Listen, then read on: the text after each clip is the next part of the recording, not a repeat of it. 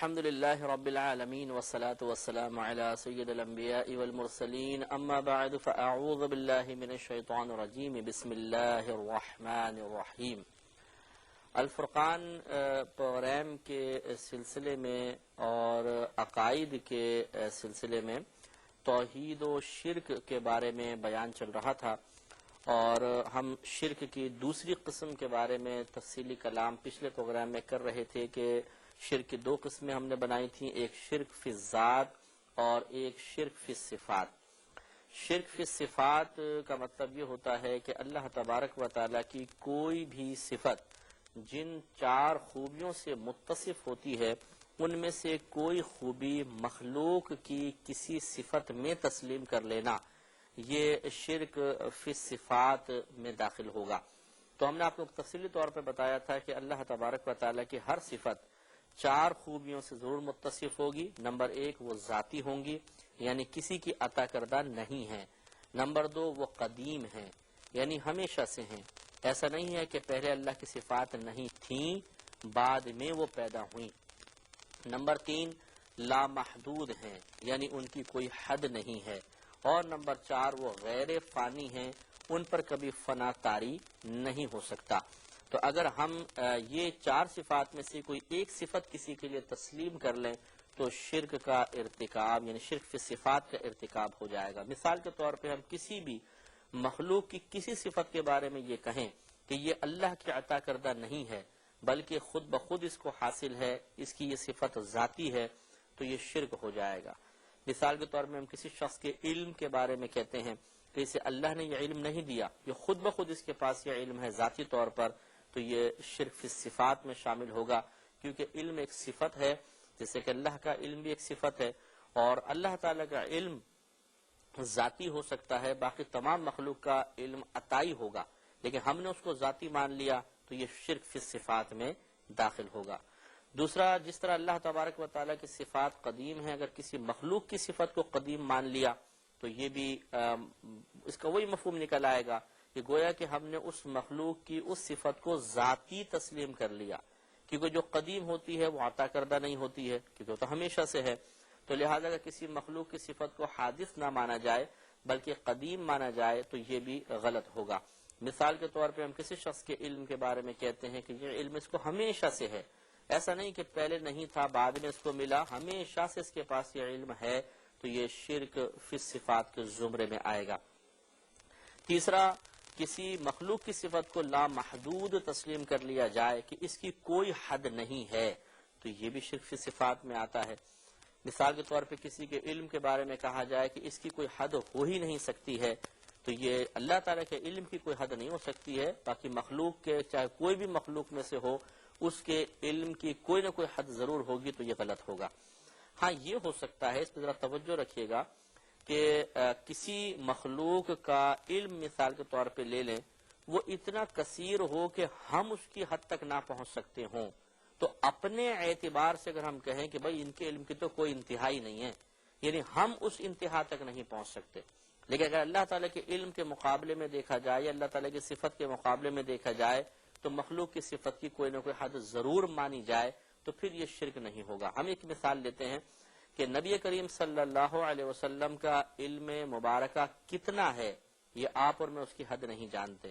علماء کرام نے ایک مثال کے ذریعے صرف سمجھانے کے لیے مثال قائم فرمائی کہ نبی کریم صلی اللہ علیہ وسلم کے علم مبارکہ کی وسعت دوسری مخلوق کے علوم کے مقابلے میں بالکل ایسے ہے کہ جیسے ایک بہت بڑا سمندر ہو اور اس میں ایک چڑیا پانی پینے کے لیے اپنی چونچ ڈالے، اور جب وہ اپنی چونچ اٹھائے تو اس کی چونچ سے ایک قطرہ گرے، تو وہ علماء فرماتے ہیں کہ یہ جو چونچ سے قطرہ گر رہا ہے یہ سمجھنے تمام مخلوقات کا علم ہے، اور وہ سمندر ہمارے نبی کریم صلی اللہ علیہ وسلم کا علم ہے۔ تو آپ اندازہ فرمائیں کہ کیا وسعت ہے علم مصطفیٰ صلی اللہ علیہ وسلم کی، لیکن یہ ہمارے اعتبار سے ہے کہ ہم جب اس وسعت پر نگاہ ڈالنے کی کوشش کرتے ہیں تو اس کی آخری حد نظر نہیں آتی، تو ہم کہیں گے کہ ہمارے نبی کریم صلی اللہ علیہ وسلم کا علم کی تو بھائی کوئی انتہائی نہیں ہے، لیکن جب اللہ تبارک و تعالیٰ کے علوم کے مقابلے میں نبی کریم صلی اللہ علیہ وسلم کے علم مبارکہ کو بیان کیا جائے گا تو ضرور یہ کہا جائے گا کہ اللہ کے علم کی کوئی انتہا نہیں اور نبی کریم صلی اللہ علیہ وسلم کے علم کی کوئی نہ کوئی انتہا ہے، لیکن وہ کیا انتہا ہے ہم جیسے ناقص لوگ اس انتہا تک نہیں پہنچ پاتے۔ تو امید ہے کہ یہ فرق آپ کو اچھی طرح سمجھ میں آ گیا ہوگا۔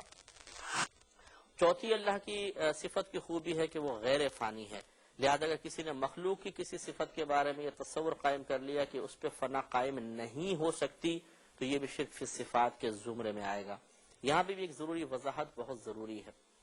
دیکھیے اللہ تعالیٰ نے اپنے حبیب کریم صلی اللہ علیہ وسلم کے لیے خود قرآن عظیم میں واضح طور پر فرمایا وَلَلْآخِرَةُ خَيْرٌ لَكَ مِنَ الْأُولَى، اے حبیب کریم صلی اللہ علیہ وسلم ہر آنے والی گھڑی آپ کے لیے پچھلی گھڑی سے افضل ہے۔ اسی کئی تفسیریں بیان کی گئی ہیں، بعضوں نے کہا کہ مراد یہ ہے کہ آخرت آپ کے لیے دنیا سے بھی بہتر ہے، اور بعض نے یہ تفسیر کی ہے کہ ہر آنے والا وقت فضائل و کمالات میں ترقی کے اعتبار سے نبی کریم صلی اللہ علیہ وسلم کے لیے پہلے وقت سے بہتر ہے، یعنی نبی کریم کے ہر لمحے فضائل اور درجات اور کمالات میں اضافہ ہی ہوتا چلا جاتا ہے۔ تو معلوم یہ ہوا کہ جو صفات اللہ تعالیٰ نے اپنے حبیب کریم صلی اللہ علیہ وسلم کو عطا فرمائیں ان پہ فنا طاری کوئی ہو رہی ہے، ان میں تو ترقی ہوتی چلی جا رہی ہے۔ تو پھر اس کا مطلب یہ ہوا کہ نبی کریم صلی اللہ علیہ وسلم کی صفات پر فنا تو طاری نہیں ہو رہا، تو پھر یہ کیا شرک فی صفات میں آئے گا یا نہیں آئے گا، اور یہ نظریہ رکھنا درست ہے یا نہیں ہے؟ مسئلہ دیکھیں یہ ہے کہ ہم یہ کہتے ہیں مخلوق کی صفات فانی ہیں، یعنی ان پر فنا واقع ہو سکتی ہے، یہ مراد ہے۔ فانی دو طرح کی چیزیں ہیں، مثال کے طور پر ایک جو فنا ہو گئی، ایک فانی اس چیز کو بھی کہتے ہیں کہ اس پہ فنا واقع ہو سکتی ہے اگرچہ واقع نہیں ہو رہی،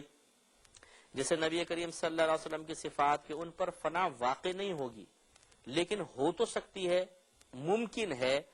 لیکن ضروری نہیں ہے کہ ہر ممکن وقوع پذیر بھی ہو جائے۔ یہ بحث ہماری پہلے گزر چکی ہے کہ یہ ممکن ہے کہ آپ راستے میں چلتے ہوئے ایک پتھر اٹھا کے کسی شخص کے سر میں مار دیں بغیر کسی وجہ کے، ممکن تو ہے، لیکن کیا یہ ممکن واقع بھی ہوگا؟ ایسا نہیں ہوگا۔ آپ کا دماغ تو نہیں خراب ہے نا کہ آپ کسی شخص سے راہ چلتے ہوئے آدمی کو بغیر کسی وجہ کے پتھر اٹھا کے مار دیں گے۔ تو بعض ممکنات ایسے ہوتے ہیں کہ جو ممکن الوقوع تو ہوتے ہیں، یعنی ان کا وقوع ہو سکتا ہے لیکن ہوتا نہیں ہے، ہو سکنے میں اور ہو جانے میں فرق ہے۔ تو نبی کریم صلی اللہ علیہ وسلم کی جتنی صفات ہیں ان پر اگر ہم فنا کو دیکھیں تو طاری ہو تو سکتا ہے، لیکن کیا فنا طاری ہوا یا ہوگا؟ ہوگا نہیں، کیونکہ اللہ کا وعدہ ہے کہ نبی کریم صلی اللہ علیہ وسلم کی صفات میں، آپ کے کمالات میں، فضائل میں تو اضافہ ہوتا چلا جائے گا۔ ہاں بات وہی ہے کہ جب ہم اللہ تعالیٰ کی صفت کے مقابلے میں دیکھ رہے ہیں تو ہم یہ کہیں گے کہ اللہ تعالیٰ کی صفات پر کبھی فنا واقع ہو ہی نہیں سکتا، نہ فنا ہوں گی اللہ کی صفات، نہ ان پہ فنا واقع ہو سکتا ہے، لیکن نبی کریم صلی اللہ علیہ وسلم کی صفات پر فنا واقع ہو سکتا ہے اگرچہ واقع ہوگا نہیں۔ تو فرق ہو گیا۔ تو اگر یہ چار فرق ملحوظ رکھے جائیں کہ ہم اللہ کی صفات کو ذاتی مانیں، مخلوق کی صفات کو عطائی، اللہ کی صفات کو قدیم، مخلوق کی صفات کو حادث یا غیر قدیم، اللہ تبارک و تعالیٰ کی صفات کو لامحدود، مخلوق کی صفات کو محدود، اللہ کی صفات کو غیر فانی اور مخلوق کی صفات کو فانی تسلیم کر لیا جائے تو شرک کا ارتکاب نہیں ہو سکتا۔ اس سے یہ معلوم ہوا، ہم ایک مثال سے آپ کو سمجھا دیتے ہیں کہ اللہ تعالیٰ بھی دیکھتا ہے، آپ بھی دیکھتے ہیں۔ تو اب یہ تو اگر کوئی آپ پہ اعتراض کرے کہ آپ نے دیکھنے کی صفت میں جو صفت اللہ کے لیے ثابت کی اپنے لیے بھی ثابت کر دی تو آپ مشرک ہو گئے، آپ جواب دیں گے کہ نہیں، یہاں چار فرق ہیں۔ اللہ کا دیکھنا ذاتی، میرا عطائی، اس کا قدیم، میرا حادث و غیر قدیم، اس کا لامحدود، میرا محدود، اس کا غیر فانی، میرا فانی۔ جب یہ چار فرق ہیں تو بالکل شرک ثابت نہیں ہو سکتا۔